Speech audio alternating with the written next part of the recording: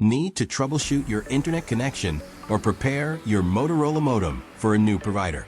A factory reset is a powerful tool that restores your modem to its original out-of-the-box settings. In this video, we'll guide you through the simple, safe process. Let's get started. Step 1. Locating the reset button. Now, let's find the reset button.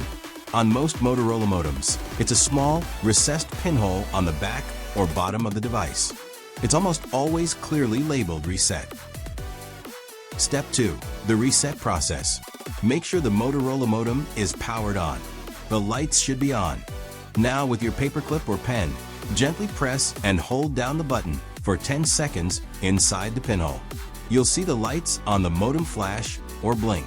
This is the sign that the reset process has begun. Modem will reboot and take about 2 to 3 minutes to restore default settings. Once the router has fully rebooted, the factory reset is complete. Your router is now back to its original settings. After reset complete, you need to set up modem again. That's it. You have successfully reset your Motorola cable modem. If you found this video helpful, don't forget to like, share, and subscribe channel. Thanks for watching.